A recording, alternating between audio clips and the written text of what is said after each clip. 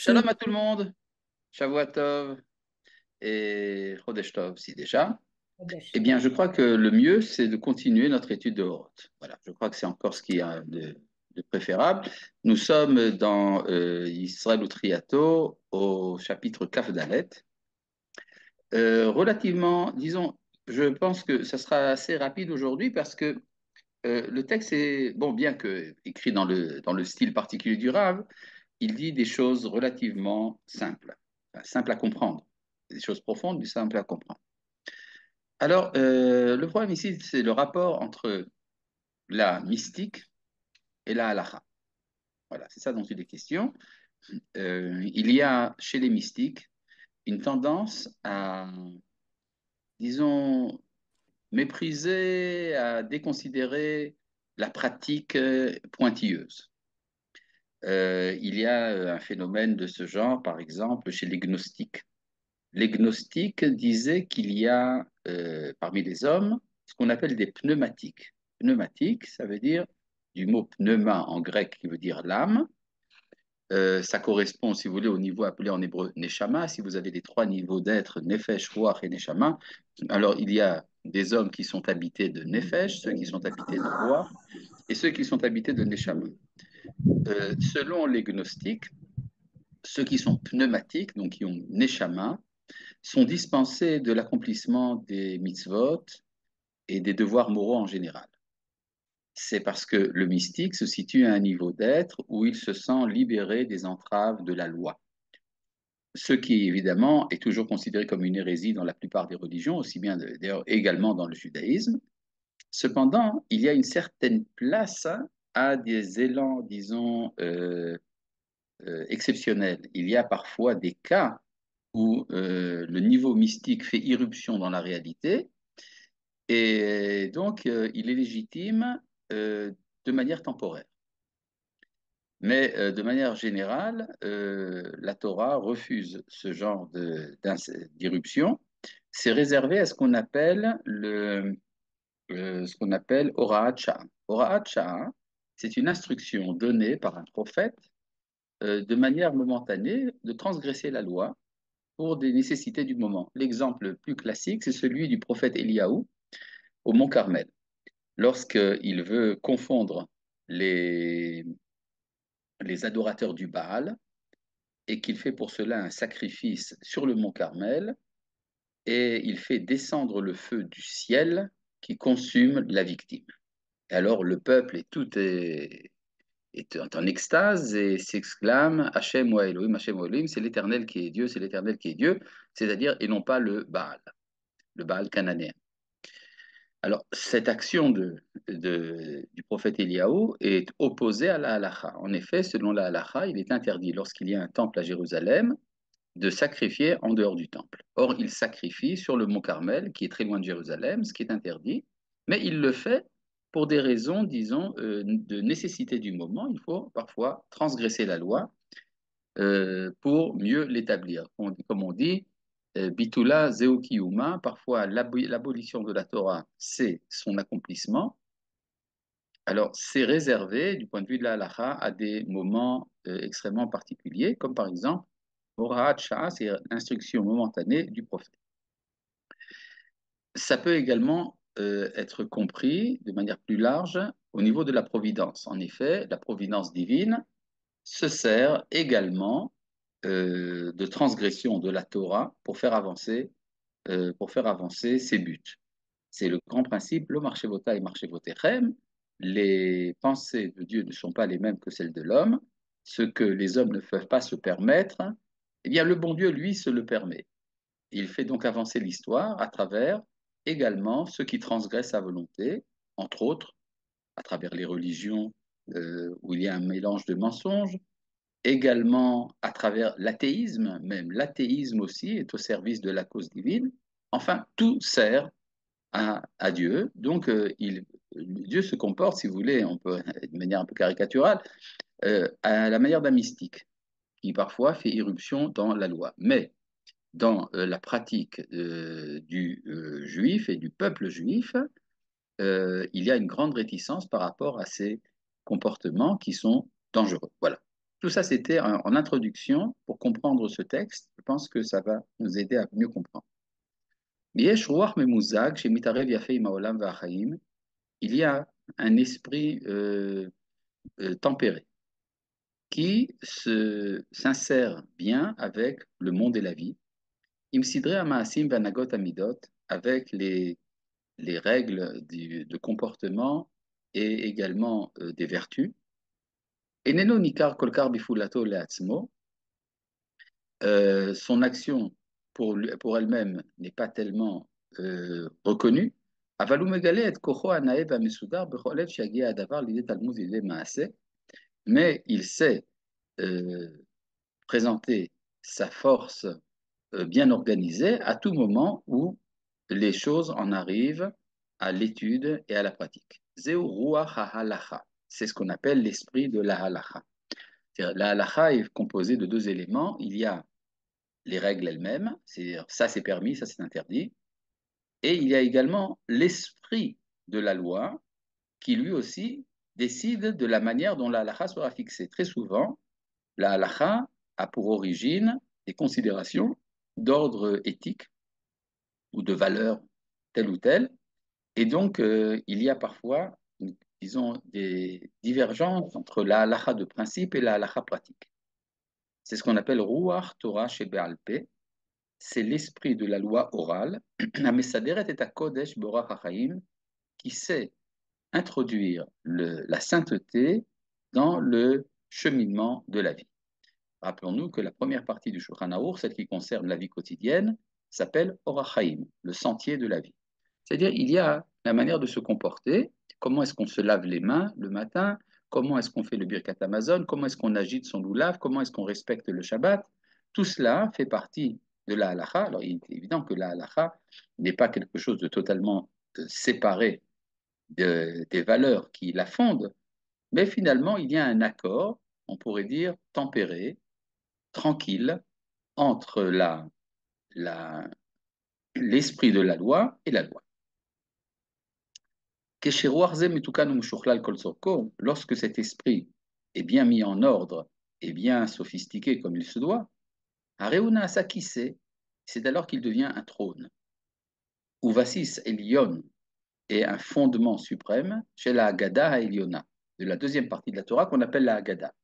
Alors rappelons une chose, dans les textes de la loi orale, nous avons deux contenus. Il y a un contenu qu'on appelle halacha et l'autre contenu qu'on appelle Haggadah. La halacha, c'est ce qu'il faut faire. La Haggadah, c'est ce que l'on pense. La réflexion, ça va très loin. Ça peut aller de quelques, disons, des petites histoires, images d'Épinal, et ça peut arriver jusqu'au monde des prophètes. C'est-à-dire, la Haggadah, c'est cette partie spirituelle, métaphorique souvent, qui concerne disons, l'envol de l'esprit vers les hauteurs.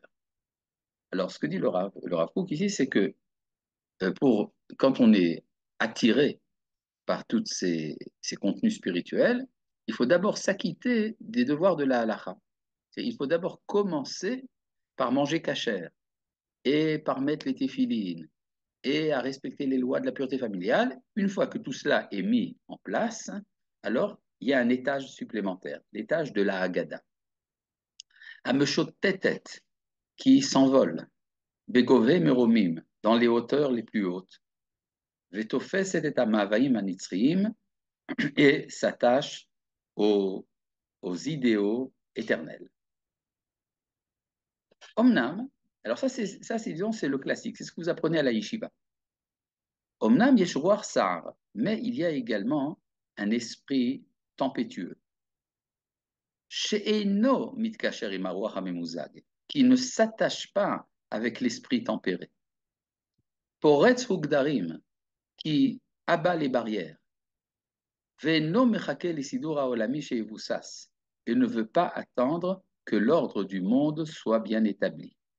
Les sidrei achaim, les règles de la vie, Veteurehem et leur forme, Shit achadou b'mezeg hakodesh ve'atov, qui doivent s'unir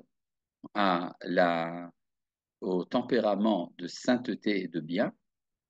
Umigavo e adimke tartit velocidur, et depuis les hauteurs planes jusqu'aux profondeurs les plus basses sans ordre. Alors, c'est ce qu'on appelle des anarchistes spirituels. Je pense que le Rav Kook pense à différentes personnes. Pour ce qui est des goïms, il pense probablement à Nietzsche, et pour ce qui est des juifs, il pense probablement à Brenner. Brenner, qui était inspiré d'ailleurs par Nietzsche, était un personnage très haut en couleur, euh, comment dire, un révolté. Brenner était un révolté contre la société d'ailleurs en général, pas seulement contre le judaïsme, pas seulement contre la halakha. Il était révolté de manière générale. Le Rav Kook avait une très grande considération pour lui. Et en tout cas, mais ça faisait partie de ces personnages qui sont des révolutionnaires nés, des anarchistes nés. Alors, il y a donc un anarchisme spirituel également. Lo yuchal litarev im chaye bnei adam hamsudarim. Il ne peut pas se mêler avec la vie des hommes bien ordonnés. Mukhrach hu lakachat lo leezer et achutzpah. Il se sent obligé de céder de l'effronterie. Ha'azut, c'est un autre mot pour l'effronterie. Ve'od midot raot kaele, et encore d'autres défauts. L'etzorer sha'a, pour pour les nécessités du moment.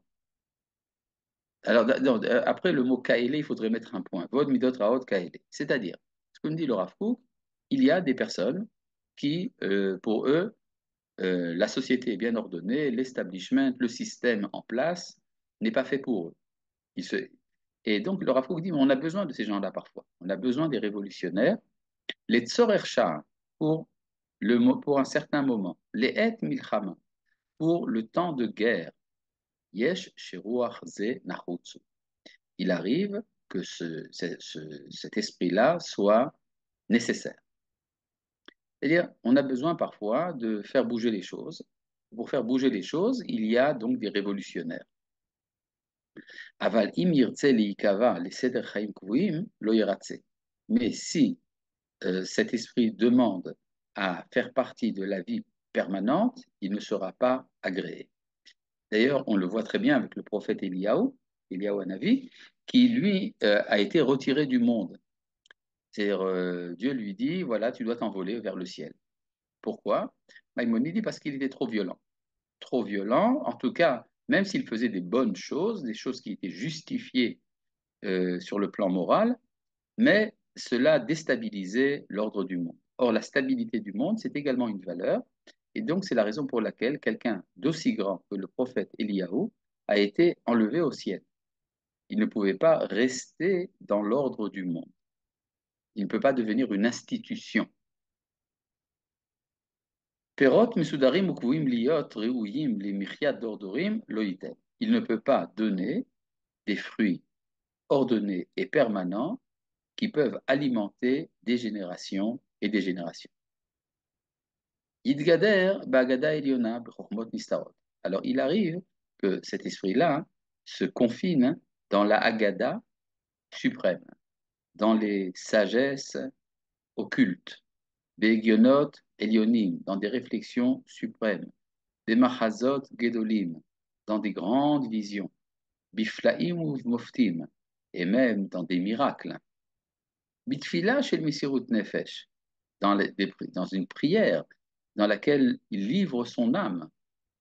Bisgulot shel kishur neshamot ou biflié piliot shel neorim et shel machashakim, et avec des vertus de lien avec des âmes et des merveilles de lumière et d'obscurité. Il y a ici, on sent peut-être, je ne suis pas tout à fait sûr, mais je pense que le Rav ici fait une allusion à certaines tendances qu'on a pu voir dans le chassidisme.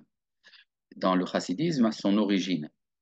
En effet, le chassidisme, à son origine, invitait à une sorte de libération des entraves de la halakha. L'exemple très simple, c'est l'heure de la prière, ce qui a beaucoup horrifié les mitnagdim qui s'opposaient donc au chassidisme. Les chassidim changeaient l'heure de la prière. Jusqu'à ce jour, vous avez des grands maîtres du chassidisme qui font la prière quand ça leur vient. C'est-à-dire la prière de Mincha pourra être faite à minuit, par exemple. Euh, ou bien même d'avoir changé le texte des prières pour adopter certains éléments de la prière séfarade, était considéré comme quelque chose d'absolument révoltant aux yeux des chassidim, surtout aux yeux des mitnagdim, pardon. Chez les mitnagdim, il y a une grande insistance sur la valeur de l'étude. Or, chez les chassidim, euh, des émotions spirituelles qui sont parfois liées à la danse, à l'alcool, et un certain mépris pour l'étude. Et donc, ce que dit le Rav Kook, c'est qu'il y a une tendance mystique à se confiner dans le mysticisme. Aval, il dit le Rav Kook, Oto hayosher ha'elyon, mais cette droiture suprême, Haor hamatok hametukan v'hamekubal, cette lumière douce, ordonnée et transmise. Meimei hashiloach haolchim leat, les eaux de la piscine de Siloé qui avancent doucement. Ze yirsar lo, ça lui manque. Alors, c'est quoi ce verset? C'est un verset dans le prophète Yeshayahu qui dit que le peuple d'Israël se base trop, fait trop confiance au roi d'Assyrie, Melech Ashur, et qu'il abandonne les eaux du Shiloach, les eaux de la source de Siloé qui est à Jérusalem, sur laquelle on oint les rois de Juda. C'est une eau qui va lentement. C'est-à-dire il y a une sorte de tempérament, disons, équilibré que le peuple d'Israël au temps du prophète a méprisé. Et donc, ce que dit ici le Rav Kook, il y a donc des grands élans mystiques, mais qui manquent de la modération. La modération que donne le monde de la halacha qui est lié à la Haggadah. Israël yigale rak betsura shel saad leedra. Dans le peuple d'Israël, cette lumière se manifeste que comme une aide dans des moments difficiles. Les bitsur ha'il bet zam let grav ou milchama, pour renforcer la force quand il y a la colère au moment de la bataille et de la guerre. C'est-à-dire, par exemple, si on pense probablement à quelqu'un comme Pinchas. Pinchas, qui lui a fait un acte, il a tué Zimri sans passer par le tribunal, parce qu'il fallait sauver Israël de l'épidémie déclenchée à cause du culte du Baal Péor. Ou bien, par exemple, on peut penser à Matityahu. Matityahu, le Maccabée, qui déclenche la guerre, qui déclenche la révolte contre contre les Grecs, euh, en tuant le juif qui voulait sacrifier à Zeus. Tout ça d'ailleurs fait sans passer par le tribunal, sans lapidation, etc.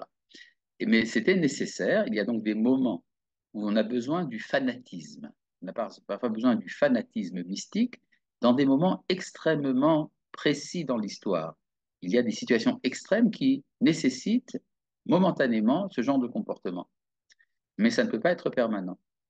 Vei Baal etikuna Shalem, mais cela arrive à sa perfection totale, Keshei mitchazeket ou mitchtareshet bayadut atika, lorsqu'elle se renforce, c'est-à-dire cette tendance se renforce et s'enracine dans le judaïsme antique, Torah Aprushim, la loi des pharisiens. Les pharisiens, ce sont les ancêtres du rabbinisme, d'accord, du Beth Midrash traditionnel. Les Chol Godla, Oka, Omka, Verorba, dans toute sa grandeur, sa longueur, sa profondeur et sa largeur, Imkol Amakea Avararea, avec toutes ses profondeurs et ses cimes, Imkol Chela Ozav et Tukpa, avec toute sa puissance, sa force et son autorité, Shi Kolelet et Takol, qui inclut tout. C'est-à-dire ce que font les pharisiens, ils s'attachent également aux détails de la loi et également aux profondeurs mystiques. Et Amala, d'ailleurs, par exemple de cela, il y a Roni Amahagel. Roni Amahagel était un des sages au temps des Asmonéens qui a fait tomber la pluie par sa prière, disons en violentant le Très-Haut, d'une certaine manière. C'est-à-dire, il a prêté serment qu'il ne sortirait pas du cercle qu'il avait tracé sur le sol tant que la pluie ne tombera pas.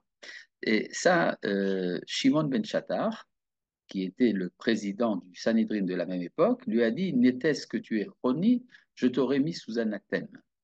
Mais que faire? Dieu te considère comme un enfant polisson et à qui où il pardonne.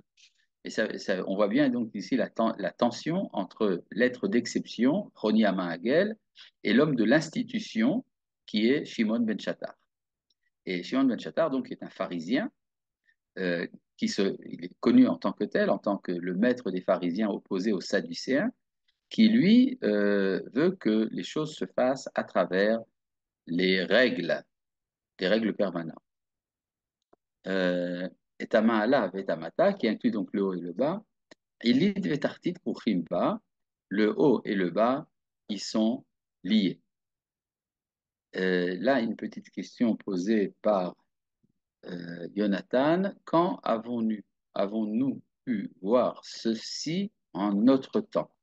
Eh bien, c'est très simple. Par exemple, lorsque Tsahal monte sur le mont du Temple lors de la guerre des 6 jours, il y a des problèmes de pureté. On ne peut pas rentrer n'importe comment sur le mont du Temple, mais c'était le moment historique. Il fallait le faire. D'accord? Abba Birshuta, c'est un exemple parmi tant d'autres. Je vais vous raconter une histoire que m'a racontée un monsieur d'un certain âge, d'un kibbutz de la Galilée. Enfin, précisément dans la région du nord de Tibériade, qu'on appelle le doigt du Galil. Il fait là-bas très chaud. Il m'a dit, moi je suis un pionnier, mes parents étaient des pionniers et mes grands-parents étaient des pionniers, qui sont venus donc faire refleurir la terre d'Israël. Et lorsqu'ils sont venus, à l'époque, le meilleur moment pour travailler dans les champs, parce qu'il fait très chaud là-bas, c'est vers la fin de la nuit, c'est précisément le moment de la prière dite des Vatikines. La prière des Vatikines, c'est une prière qui se fait, qui commence avant le lever du soleil, et on commence la Hamida au moment du lever du soleil. Mais si mes grands-parents étaient pointilleux dans la halakha, qu'ils voulaient faire la prière de Vatikine, ils n'auraient pas labouré dans le champ. Donc, le bon Dieu les a fait chilonimes pour qu'ils puissent labourer. Maintenant, il y a, aujourd'hui, dans les tracteurs, il y a l'air conditionné, on peut travailler à n'importe quelle heure, et donc, je peux faire teshuva et maintenant faire la prière de Vatikin. Donc, voilà, c'est un exemple. Haba birshuta uvechoa chotzmata el aliyot elionot, c'est celui qui vient autorisé par cette tradition et par sa puissance, qui arrive aux grandes hauteurs, El Hapardesi Magnuzim dans les jardins cachés, c'est-à-dire c'est une expression qui désigne la Kabbalah, Areu Oler Bemigdal Oz Hashem Male Bitra. Il peut donc cheminer dans la forteresse de la puissance de Dieu avec toute assurance. Vechol Hahamon Agadol Animshach al Pitorat M, et toute la grande multitude qui est entraînée par la loi de notre mère, il s'agit de la mère, il s'agit de l'Assemblée d'Israël, il s'agit de la loi orale pharisienne, pourra donc accéder à une lumière de vie fidèle, mais Sugalim Lema, qui peuvent entraîner une résurrection parfaite, Velo Peretz ou Velo Yotzet, sans brèche et sans irruption. Et de l'intériorité de son esprit, il pourra voir la vision globale, ou veshuva venachat yivasha. Ça, c'est une expression tirée du prophète. Il sera libéré à part la tranquillité et, et le repos. C'est-à-dire, il y a différentes manières d'amener la Géoula. Une des manières d'amener la Géoula, c'est par la violence, une sorte d'orage. Il y a également une manière tranquille d'amener la Géoula. Et dit le Rav Kook, la meilleure manière de s'assurer que la Géoula se passe de manière tranquille, c'est d'introduire euh, l'esprit mystique dans les détails les plus pratiques de la vie pratique, de la halakha. Voilà. Je pense que c'est important. Ce que nous avons vu donc je vais résumer rapidement. Il y a la tradition en Israël, c'est de commencer par la halakha et d'arriver aux hauteurs mystiques. Il y a parfois ceux qui viennent de ces hauteurs sans passer par la règle. C'est parfois nécessaire, mais ça ne peut pas être le comportement permanent. Chapitre café.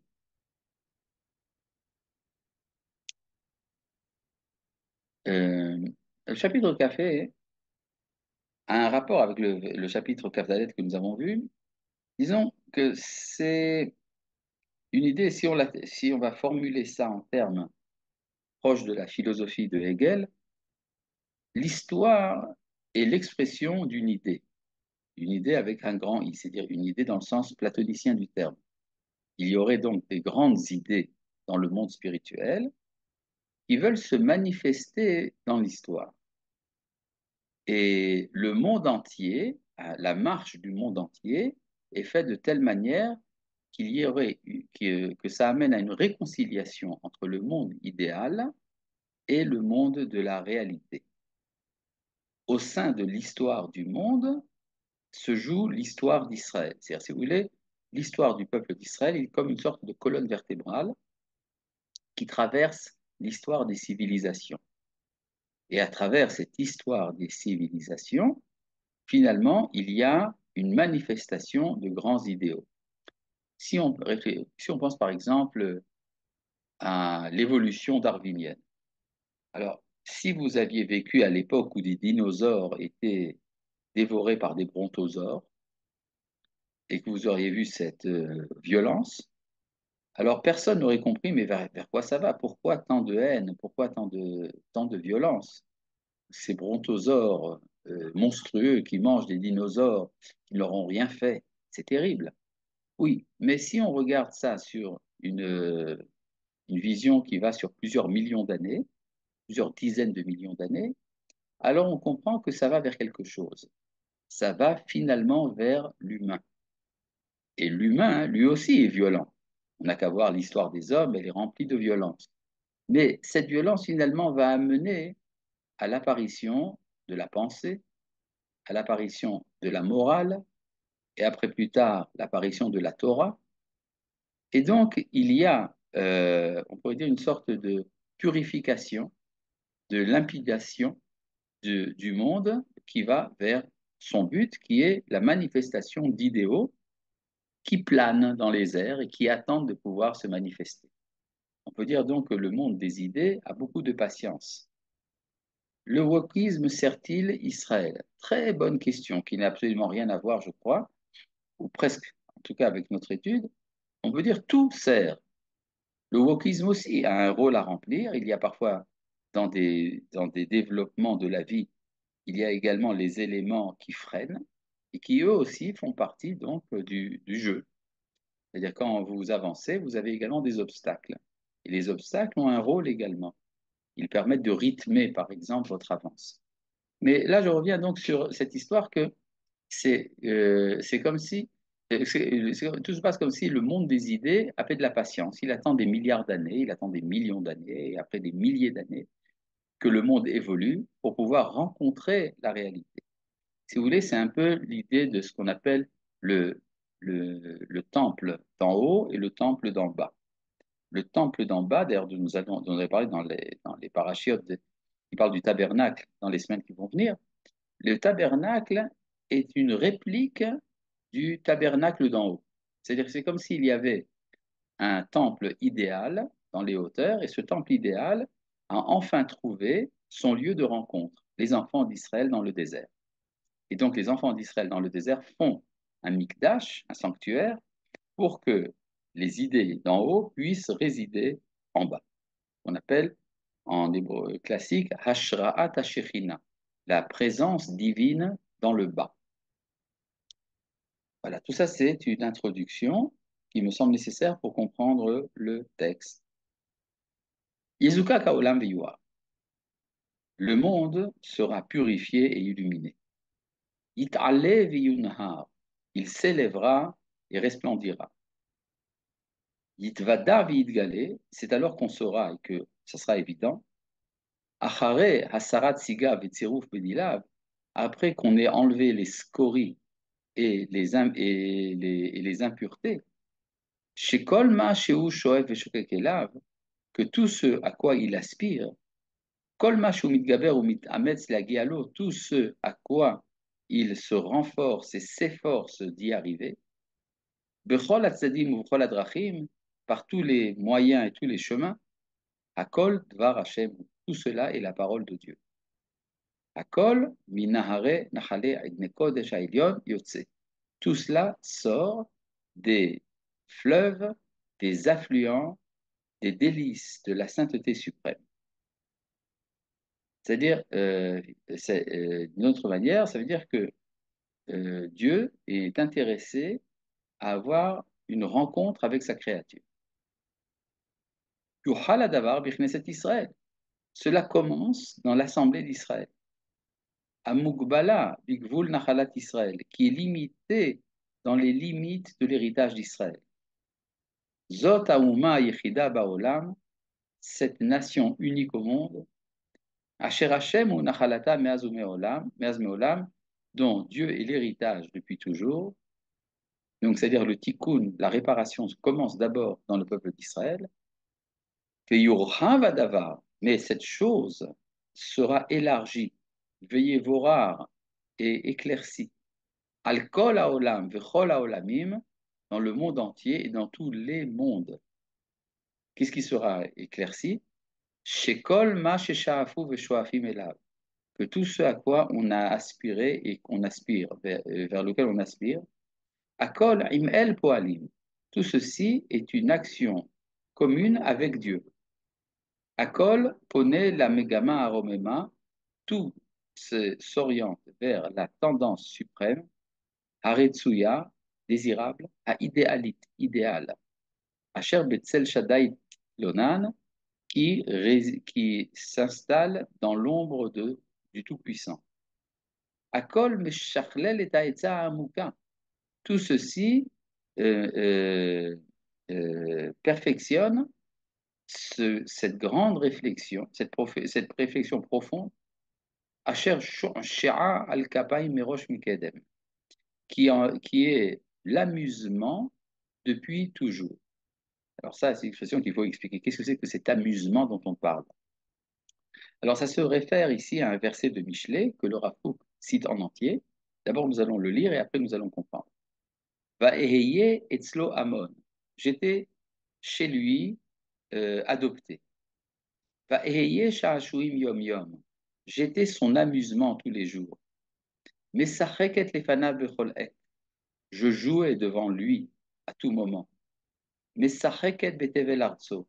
Je jouais dans son globe, vesha'ashuai et bene adam, et mon amusement est avec les fils de l'homme.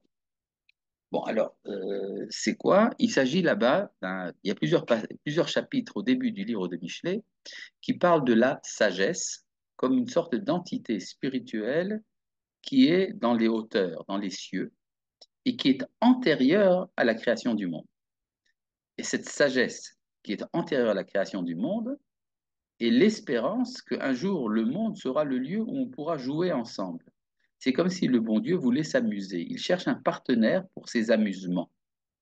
Alors, bon, comme dit Rabbi Moshe Cordovero, un des grands kabbalistes du XVIe siècle, de même que nous ne pouvons pas comprendre l'essence de Dieu, nous ne pouvons pas comprendre ses amusements. Mais j'aimerais quand même un peu mieux comprendre ce que veut dire l'amusement de Dieu. Quand on s'amuse, on le fait pour le jeu lui-même. C'est-à-dire, si vous mangez, c'est pas que vous avez faim. Si vous dormez, c'est que vous êtes fatigué. Si vous avez un métier, c'est pour pouvoir assurer votre subsistance. Tout ça, c'est un besoin. Ce sont des besoins. Mais quand vous jouez aux échecs ou aux dames, vous le faites sans intérêt extérieur au jeu lui-même. Le jeu est donc quelque chose qui relève du sublime. Et comme Dieu n'a pas besoin de quoi que ce soit, il n'a pas de nécessité, eh bien donc, on peut dire que pour lui, le désir de la création est comme une sorte d'amusement, un jeu. Un jeu auquel il veut faire participer les hommes. Et ce désir de participation au jeu des hommes, c'est ce qu'on appelle la sagesse antérieure à la création du monde, identifiée d'ailleurs dans les Midrashim comme étant la Torah d'en haut. C'est-à-dire, c'est comme une sorte de plan d'architecte, c'est comme ça que c'est présenté dans le Midrash. C'est comme un architecte qui a dessiné dans ses cahiers la maison qu'il veut construire, mais pour l'instant, elle n'est pas construite. Mais il s'amuse, il est heureux de l'idée que cette maison sera un jour construite. C'est le plan. Et donc, ce que dit ici le Rav Kook, c'est que cette idée qu'on trouve dans le Midrash est une idée extrêmement profonde qui est en fait le secret de l'histoire. L'histoire est cette avancée de la création vers cette rencontre de jeu entre Dieu et les hommes. L'Okayamim, alors et là, le Rav Kook nous explique comment, de quoi ça aura l'air, parce que dans l'histoire, c'est le Sasson de Dieu, si je puis dire, oui, on peut dire ça. Donc, la guerre que nous vivons est-elle ce moment, à Kol, Poalim, Imel? Non, non, la guerre que nous vivons maintenant et tout ce que nous vivons fait partie de ce plan. C'est-à-dire, il y a ici ce qu'on appelle une sorte de monothéisme intégral qui veut faire tout participer au plan. Ce que le Rav Kook maintenant va nous expliquer, c'est que pendant le cours de l'histoire, il y a eu des moments où des rayons de lumière de cette tendance sont apparus dans l'histoire. Mais c'était extrêmement momentané. C'est-à-dire, vous avez des moments où le voile entre Dieu et sa création est ôté pour quelques secondes, pour quelques moments, quelques jours. Et puis après, on revient à la grisaille quotidienne qui nous protège. Mais ce que nous dit Laura Fouque, c'est que viendra un jour où ça sera permanent. Lokayamim arichshonim, non pas comme les premiers jours. J'ai lu Rishonim parce qu'il y a un chet, mais c'est une erreur de frappe. Il faudrait Rishonim avec un aleph. Bon, c'est pas comme les premiers jours. Chez Itzit Shviv Or Vayalem. Lorsque euh, un rayon de lumière est apparu et a disparu tout de suite. Lo haolam el yotzro yashuv, ce n'est pas que le monde reviendra vers son créateur. Et ce que le Rafouk ici refuse, c'est la tendance mystique à l'engloutissement dans le divin. L'engloutissement dans le divin, qui est magnifié par les mystiques, est en fait une sorte de mort, c'est-à-dire le refus de la vie, parce que le monde se sent loin de son créateur, il en a donc la nostalgie. Ce que dit le Rav Kook, c'est vrai qu'il y a une nostalgie, mais ce n'est pas la peine de revenir au créateur, c'est le créateur qui va revenir à son monde. C'est-à-dire, je reprends ici donc la phrase depuis le début, non pas comme dans les premiers temps où un rayon de lumière est apparu pour disparaître, ce n'est pas que le monde reviendra à son créateur, le marshava kiruchak menu, parce qu'il pense qu'il en a été éloigné, Haolam kulo, le monde entier, yimale kavod, sera rempli de la gloire. Vea kavod yemchuta vegalouy, et cette gloire sera constituée et évidente. Melech olamim yachazik bide malchut shamayim leakima. Le roi des mondes tiendra la royauté céleste pour la relever. Ça veut dire quoi? Il y a ici, bon, vous avez vu, il y a une différence entre Melech et Malchut. C'est comme s'il y avait un élément masculin et un élément féminin dans le monde spirituel. L'élément masculin, c'est Melech Olamim, c'est le roi des mondes, c'est-à-dire cet élément qui fait avancer l'histoire. L'élément féminin, Malchut Shamaim, la royauté du ciel, c'est le réceptacle de cette royauté, qui est donc le monde, mais qui est souvent vidé de la présence de Dieu. Et le roi du monde va remplir de sa gloire le monde qui jusqu'à présent est vide. Et Tzot Kedumim Yofiu Bechol Gvane Oroteem. Des pensées antiques apparaîtront dans toutes leurs colorations lumineuse. Yigalou bishlal tsevahem ou flagé chormatam se manifesteront dans l'ensemble de leurs couleurs et les affluents de leur sagesse. Benoam Sicham, dans le délice de leur discours, ou Vessi Hosen Yikratam, et dans le sommet de la puissance de leur chérissement.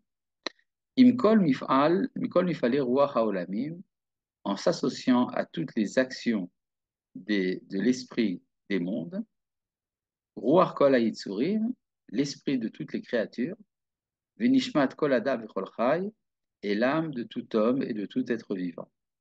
C'est-à-dire, ce que dit le Rav Kook, c'est que ces grandes idées qui sont mues par le Créateur rencontrent également les grandes idées qui sont mues par les hommes. Il y a des idéologies, des pensées, des philosophies, des religions. Tout cela, ça fait partie d'un effort qui se manifeste de différentes manières, à la manière d'une plante qui avance en donnant ses branches. Parfois, certaines branches se dessèchent, parfois elles tombent, mais la plante continue sa vie. C'est-à-dire comme s'il y avait une sorte de mouvement de vie qui traversait l'histoire spirituelle entre autres. Donc l'esprit de toutes les créatures et l'âme de tout homme et de tout être vivant. Kol leom v'chol mamlacha, toute nation et tout empire. V'chol machane v'chol ma'aracha, tout camp, CAMP, et et, et, et toute bataille, si vous voulez, Behigalot, Behigalot Yekar Melech Olamim Alolamo, lorsque se manifestera la gloire du roi des mondes dans son monde, Be'eraot Ifat Sur Israël Vegoalo, Al Shoresh Nishmatamo Vetefilato, lorsqu'apparaîtra la lumière du rocher d'Israël et son sauveur sur la racine de l'âme de son peuple et sa maison de prière. Alors, bon, il y a ici également, vous comprenez, chaque expression du Rav Kook, en fait, fait allusion à des termes kabbalistiques. On ne va pas toujours rentrer dans les détails, mais là, important, l'histoire de Tsur Israël, le rocher d'Israël, qui est un des noms de Dieu, qui est employé également dans la prière et qui apparaît également dans la déclaration d'indépendance de l'État d'Israël. Tsur Israël, le rocher, veut dire également la carrière. C'est-à-dire, c'est un rocher d'où on extrait quelque chose. C'est-à-dire que Tsur Israël signifie celui qui réenfante Israël, qui accouche à nouveau d'Israël, Vegoalo, et qui le sauve. C'est-à-dire, dans l'histoire, nous avons des moments d'exil et des moments de retour. Dans les moments d'exil, c'est comme si on rentrait en léthargie, et au moment du retour, c'est comme si on renaissait. Be'eraot ifat Tsur Israël Vegoalo, lorsque sera manifestée la lumière du rocher d'Israël et son sauveur. Et où est-ce qu'elle va se manifester? Al-Shoresh Nishmat Amovet Filato. Elle va se manifester sur la racine de l'âme de son peuple, c'est-à-dire sur l'identité nationale, Ouvet et Filato, et sa maison de prière, c'est-à-dire le Beth Amikdash. C'est-à-dire, le Beth Amikdash, le temple de Jérusalem, n'est pas simplement un lieu de culte supplémentaire, il est, si vous voulez, l'aboutissement, il est le fleuron de tout l'aboutissement de l'histoire. Takum Souka David Anofel. C'est alors que se relèvera la cabane de David qui tombe. C'est un verset dans Isaïe. Bayom Aou Akim Itsuka David Anophalet.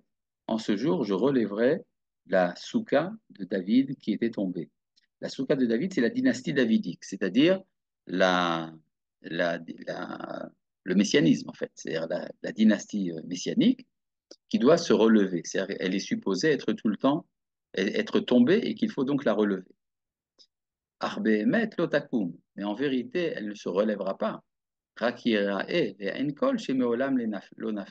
Simplement, tout le monde verra de manière claire qu'elle n'est jamais tombée. C'est-à-dire, même si vous croyez que la dynastie davidique est tombée, elle n'est pas tombée. Ce n'est pas seulement la dynastie davidique au sens des personnes, il s'agit de la dynastie davidique dans le sens de la royauté d'Israël qui, même lorsqu'elle n'est pas manifeste dans l'histoire, continue son existence et donc son action. Or, Emet Ze, qui est galé, lorsque cette lumière de vérité se révélera, Kvar Yeh Aruba Betucha al Imdata les Netzach Netzachim. C'est alors que nous aurons l'assurance que cela tiendra pour l'éternité. Et à ce que dit Maïmonide, pourquoi est-ce que la royauté de la dynastie du Mashiach est éternelle? C'est parce que quand quelque chose arrive à son équilibre, il n'y a pas de raison de sortir de l'équilibre. Et c'est là donc le verset qui nous dit Ohel Balitzan, c'est une tente qui ne s'ébranlera plus. Balissa d'été de table à Netzar, on s'appelle, ce qui fait tenir une tente, les, Les sardines. les sardines? Non. Les pieux, les Sardines. pieux. Les pieux, voilà, les pieux. Dont les pieux ne se déplaceront plus jamais. Vegam havala balinateku, et dont les cordes ne seront plus détachées. Qui sham à dire l'anneau, parce que là-bas réside celui qui est notre puissance. Hachem a donné nous, l'Éternel notre Maître, mais comme Yehorim, Pelagim, Rechave, Yadaim, c'est le lieu des canaux et des affluents larges, Bal Telerbo Oni Shait, que ne peut plus, que ne peut même plus, ça suppose une sorte de fleuve immense que des bateaux ne peuvent plus traverser. Vetsi Balia Vreno, qu'une flotte ne peut pas dépasser, qui Hachem Shofteno, parce que c'est Dieu qui est notre juge, Hachem Rokeno, qui est notre législateur, Hachem Alkenu, l'Éternel, notre Dieu, notre roi, ou Yosheainu, c'est lui qui nous sauve. C'est-à-dire, c'est une vision d'avenir. Zot hi akima tzfuya lichneset Israël, c'est ça le relèvement attendu pour l'Assemblée d'Israël, chez Haolam umlo'o asuk be'achanata, que le monde entier et tout ce qu'il contient s'occupe de le préparer. C'est-à-dire, l'histoire prépare ce réceptacle. Midé Abir Yaakov, Misham Roé Even Israël, des mains du père de Jacob, de là-bas, le berger de la pierre d'Israël. Donc, nous avons ici ce deuxième passage que nous avons vu aujourd'hui pour l'instant. Il s'agit donc de comprendre que l'histoire est une sorte de marche vers la création d'un réceptacle, c'est-à-dire l'humanité, enfin en particulier Israël, mais l'humanité tout entière, servira de ce réceptacle à la présence de Dieu sur terre, et donc ça permettra enfin de participer aux amusements divins. Eh bien, nous allons passer tout de suite au Kaf Vav. Ha'emun HaMishpach, la confiance dans la famille, enfin la fidélité familiale. Alors, c'est un texte qui, a priori, parle d'autre chose que de sionisme, mais en fait, on va voir comment ça se relie. Il s'agit ici de comprendre ce qui se passe chez la femme soupçonnée d'adultère, c'est la sota. La Torah dit que lorsque le mari et la femme ont perdu la confiance, le mari a perdu sa confiance en sa femme, et que pour des raisons, disons, valables, parce qu'il a vu qu'elle s'isolait dans une pièce fermée avec un autre homme, alors il doit l'amener au temple. Il doit l'amener au temple, et ce qu'ils l'ont fait pour vérifier son innocence, on lui donne à boire. C'est une forme de ce qu'on appelle une ordalie. Qu'est-ce qu'on lui donne à boire? On lui donne de l'eau dans laquelle on a effacé le nom de Dieu. On a effacé tout un texte qui comporte une série de malédictions terribles pour la femme adultère. Et il y a là-bas, il parle du but sans parler du temps d'attente pour le peuple. Et évidemment, on ne peut pas parler de tout. Et donc, je reviens ici à ce qui se passe avec la sota. La sota est amenée dans le temple de Jérusalem, on lui donne à boire cette eau dans laquelle le nom de Dieu est effacé. Or, on peut comprendre, c'est très grave d'effacer le nom de Dieu. Vous vous rendez compte ce que ça veut dire? C'est profanatoire. C'est-à-dire, si on dit de quelqu'un que son nom soit effacé, il marche chez mot. C'est une des pires malédictions que l'on puisse dire, une injure. Mais là, la Guémara nous dit que Dieu est prêt à ce que son nom soit effacé pour rétablir la paix dans le foyer. C'est-à-dire que c'est tellement important. C'est-à-dire, on peut dire d'une certaine manière, le foyer est le lieu où Dieu réside. Si le foyer est troublé, alors Dieu ne réside pas. C'est comme si son nom était déjà effacé. Mais c'est quoi effacer le nom de Dieu?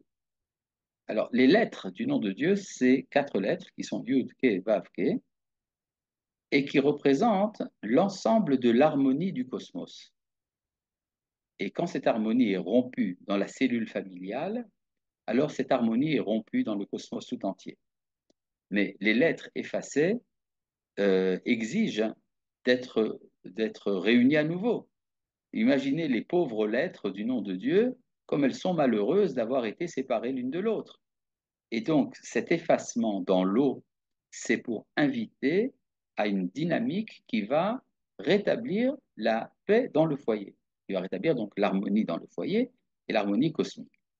Tout ça, c'était comme introduction pour comprendre le texte. Alors là, j'y vais. Ha'emun mishparti, la fidélité familiale, Utolada ve'amshacha kavit, est un, est un, une dérivée et un prolongement direct, Meota ha'emuna gdola shruya be'omek ha'ava, qui se trouve dans la grande foi remplie d'amour, apoelet beruach chaim besechel yon umfoar, qui agit avec un esprit de vie et une intelligence suprême et splendide, בסדר והתאמה בכללות המון היצורים בעולמים כולם, dans un ordre et une harmonie dans l'ensemble de toutes les créatures et de tous les mondes. C'est-à-dire, nous avons la confiance entre nous parce que nous sommes imbibés, si vous voulez, de cette confiance qui remplit l'harmonie cosmique.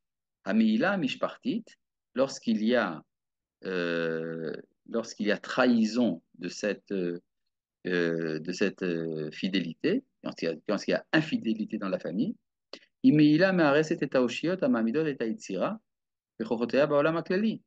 C'est une infidélité qui détruit les fondements qui font tenir la création et ses forces dans le monde général, global, les charlel taolam ha'maasi haruchani, qui doit amener au perfectionnement du monde, aussi bien sur le plan pratique que spirituel.